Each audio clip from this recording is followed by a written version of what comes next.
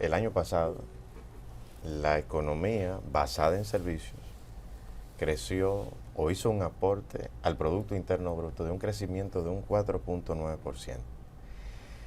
Siempre hay una queja en cuanto a lo que se refleja del crecimiento, que solamente es muy notable en lo que es la macroeconomía de nuestro país.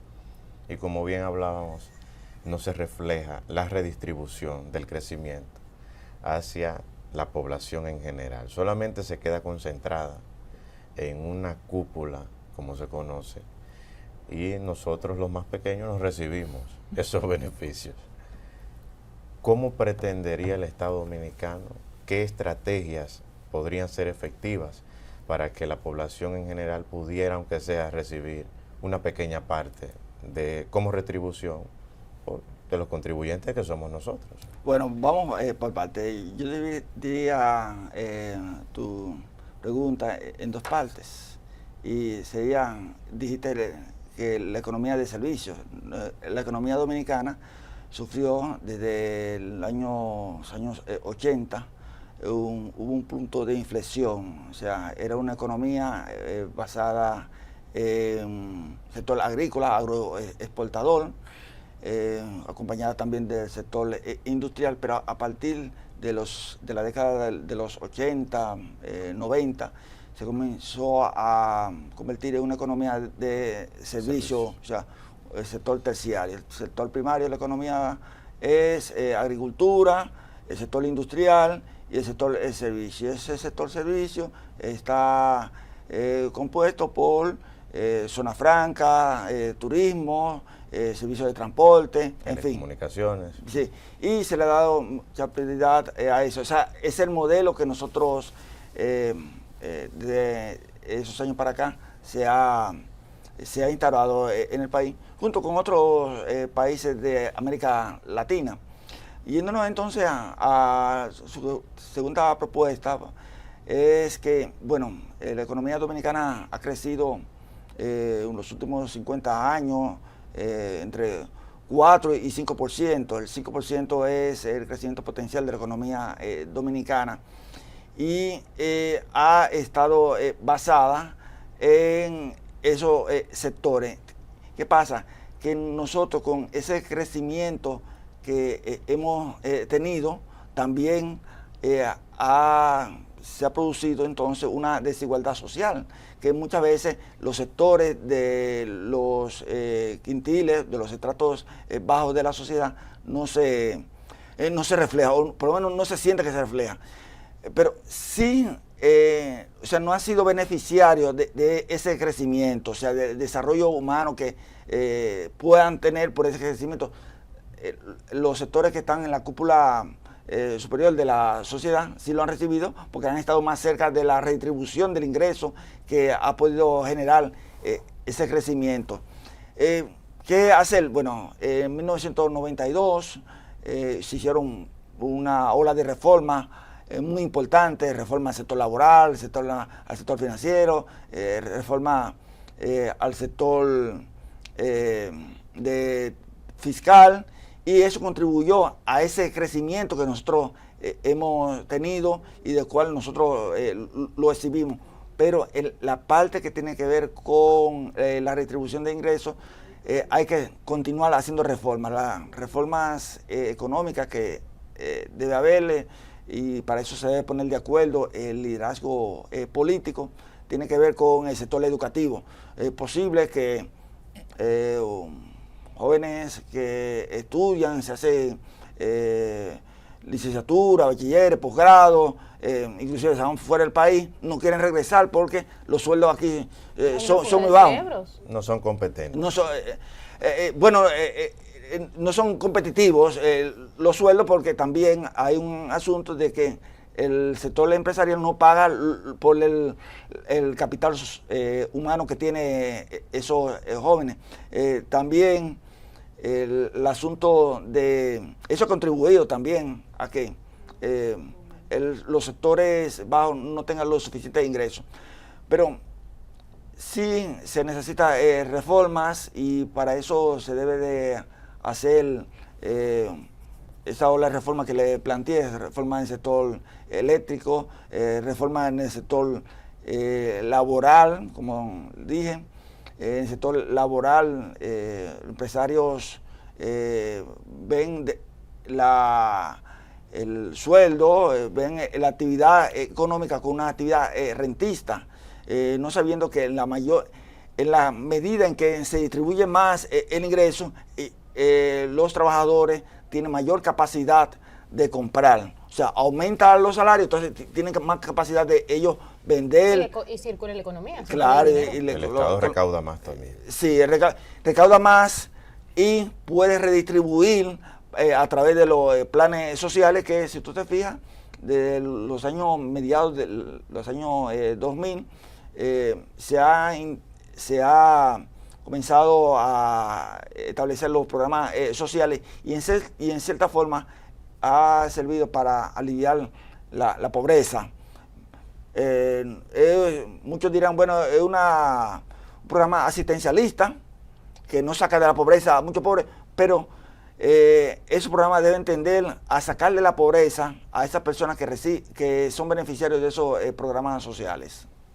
Bastante interesante porque, por ejemplo, la gente tiene el criterio, bueno, me dicen que la economía crece, pero mi bolsillo no la percibe en buen dominicano, ¿no? O sea, me están hablando de que la economía está aumentando, sin embargo, la gente está gastando más y está recibiendo menos ingresos. Entonces, quisiera como que entender un poco en contexto el por qué, la economía crece a nivel macro, pero a nivel individual la gente no percibe ese crecimiento. No es un tema de ahora, es un tema de siempre que ha estado en discusión.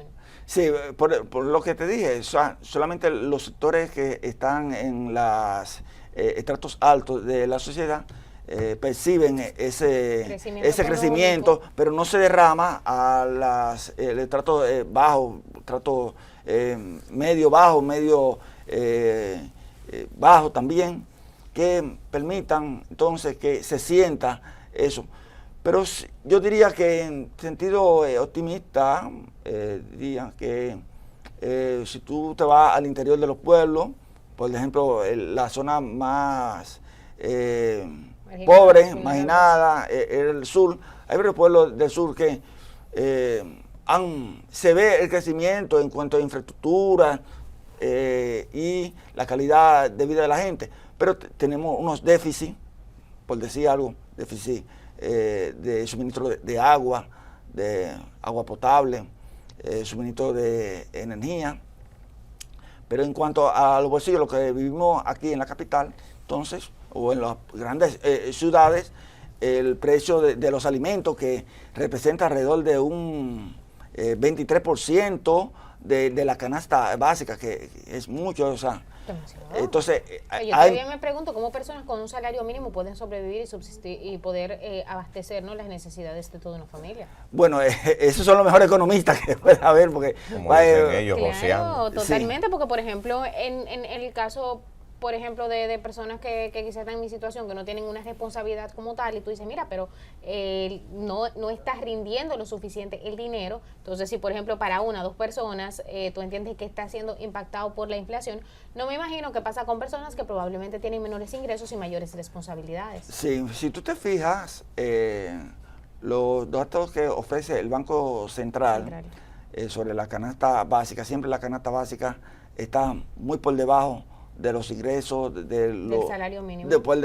Muy por encima de los ingresos de cada quintil. Nosotros los economistas le llamamos quintil a la distribución que hacemos entre 100, o sea, primero, segundo, tercer, cuarto, quinto quintil. La canasta básica está muy por encima de los salarios que pueden ganar los obreros, los trabajadores, y por eso muchas veces hay esa cantidad de trabajadores no formales o informales que se deciden entonces ir a trabajar de manera formal, bueno, por un negocio, pero ahí ellos tienen una dificultad que al final de retiro, de su vida útil, no van a tener una seguridad social que los respalde. O sea, ese es un asunto, pero lo que tiene que ver con los empleos formales, o sea, los empleos que se reportan Tesorería de la Seguridad Social, cuando vemos los salarios son muy bajos. Así es. Bastante bajos, demasiado bajos. Y es por la razón que te expliqué, o sea, no sé, los empresarios, el sector empresarial, no paga lo que debería pagar por la mano de obra que tiene. También la productividad del trabajador, que ha aumentado en los últimos años, aunque hay estudios que dicen que lo contrario, pero la productividad del trabajo, o sea, el trabajador dominicano ha aumentado la capacidad de crear bienes y servicios en menos tiempo, y eso ha ayudado también por la tecnología. Otro asunto que tiene que ver con esto y es la inmigración que hemos tenido de extranjeros, que eso tiende a presionar hacia abajo los salarios mínimos en diferentes sectores. En principio lo veíamos para el sector de la agricultura, ahora lo estamos viendo para el sector de la construcción, y ahora también más expandido en el sector bancario y comercial. Sí. Una pregunta. La capacidad recaudatoria del Estado a través de la DGI, la TCS, son recaudadoras las dos en ámbitos diferentes, Sí. pero que también van enlazados. Sí. ¿Qué medidas ha tomado el Estado? ¿Son efectivas las actuales o necesita reforzar la parte sancionadora por la evasión fiscal y la elusión? Bueno, mira, en la Estrategia Nacional de Desarrollo, la Ley 1-12, se estableció que la República Dominicana tenía que llegar a 3 pactos: el pacto educativo, el pacto eléctrico y el pacto fiscal. Realmente lo que tiene que ver con lo que me propones, Carlos, el pacto fiscal no se ha hecho. Y no se ha hecho por decisión política, porque Así cuando hubo la oportunidad de hacer ese pacto, que era la economía cuando estuvo en crecimiento, no se hizo. Luego vino la pandemia, imposible hacer una reforma fiscal, y cuando hablo de reforma fiscal tiene que ver con los ingresos fiscales, el financiamiento y el gasto público. Entonces, la presión fiscal que tiene país, República Dominicana, está entre 14.9% y 15%, cuando ya para esta fecha, de acuerdo a esa Estrategia Nacional de Desarrollo que se completó en el año 2012, debíamos estar en 16, 17%, 18%, no recuerdo bien, pero andan por esos porcentajes. ¿Para qué? Para que el Estado estuviera más erogado en cuanto a sus recaudaciones fiscales y pueda redistribuir, porque esa es la mejor forma de retribuir entonces la riqueza. República Dominicana tiene un sistema tributario regresivo, o sea, que pagan más los que menos tienen, cuando debería estar que pagar más los que más tienen, o sea, un impuesto progresivo. Entonces, eso limita mucho el Estado, y ese es un tema pendiente que deberá de abordarse. En lo político le llaman una deuda social. Sí, una deuda social, correcto, Yamile. Entonces, ese acuerdo, ese pacto debería, yo entiendo que, y así lo he expresado en otro escenario, de que ese pacto debe de comenzarse la discusión en este año, para que el próximo año, gane quien gane, del color que gane las elecciones presidenciales y congresuales, porque tiene que pasar necesariamente por el Congreso, esta reforma, ya en agosto se comience a implementar esa reforma que le permita al Estado tener los suficientes recursos para poder solventar y no endeudarse año tras año con más préstamos para cubrir los gastos corrientes del Estado, sino en obras ya de capital, o sea, presas hidroeléctricas. Obras importantes. Obras importantes, correcto. No, y que dejen un sello, ¿no? Y que se siente que la inversión que se hizo pues ha valido la pena, porque van a ser obras que van a permanecer en el tiempo y van a provocar un impacto positivo en los ciudadanos. Claro, que haya un retorno. Nosotros los economistas le llamamos un retorno costo-beneficio de esas obras, porque tú que gaste los préstamos que te conceden 200 millones, por ejemplo, de dólares en obras particulares que no tienen un impacto, por ejemplo, uno va a sentir que no. Tiene una obra grande, por ejemplo, en el sector eléctrico, que presiona mucho las finanzas públicas. El sector eléctrico en subsidio está llevando alrededor de unos 50.000, 60.000 millones de pesos. O sea, y hay que corregir esa situación. No, totalmente, totalmente. Y ya por último, nosotros hablábamos hace unos días, me parece que el día de ayer, sobre el Día del Ahorro y la importancia de que para la economía individual, ¿no? De que el ciudadano pues aprenda a ahorrar, pero tenemos la deficiencia de que no tenemos una educación financiera. O sea, uno vive, paga ta.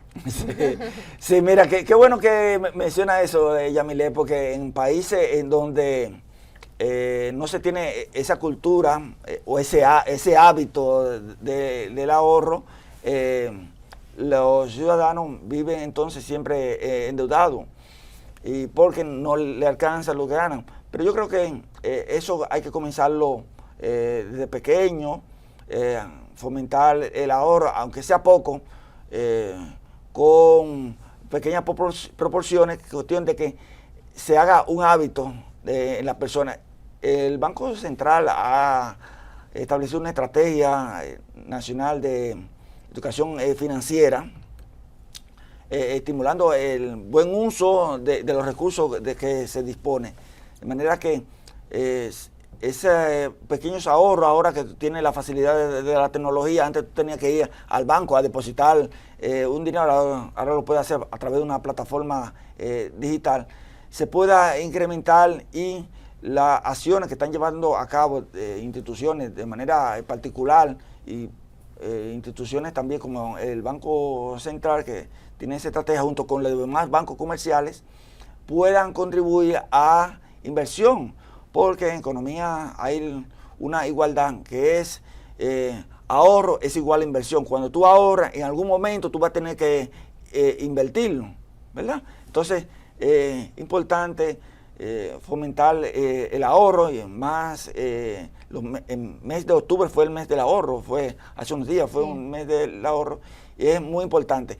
Por ejemplo, por decir algún país desarrollado, Japón, los ciudadanos ahorran más de un 5%. Es mucho para un país como nosotros, en donde los recursos que se ganan por salario no alcanzan, pero sí se debe, y desde acá se debe fomentar el ahorro. La cultura del ahorro y la educación financiera. La educación financiera. En cuanto la cultura financiera, de que no todo lo que te ofrecen los bancos de la tarjeta de crédito lo tienen que tomar, porque en algún momento lo tienen que pagar. Entonces tú lo ves que muchas veces están endeudados y no encuentran por dónde entonces salir de ese ciclo vicioso. O sea, le ofrecen tarjeta, la toman la tarjeta, tienen deuda y no las pueden pagar. Exacto. Sí. No, de verdad, y esperamos que en algún momento pues en nuestro país se empiece a hablar sobre educación financiera. Ya vemos muchos economistas, ¿no?, que se están dedicando a eso y que pues hacen un gran aporte. Sí. Le agradecemos muchísimo, licenciado, su participación en este espacio, como siempre, bastante educativa para todos nosotros, ¿no?, y que nos permite ver la economía desde un punto de vista que no es el que la vemos día a día, sino a nivel macro. Sí, bueno, gracias a ustedes por la invitación, y yo complacido de estar con ustedes. Muchas gracias, y gracias a todos ustedes por cada mañana honrarnos con su sintonía. Será hasta una próxima entrega en Lo que pasó por BTV Canal 32.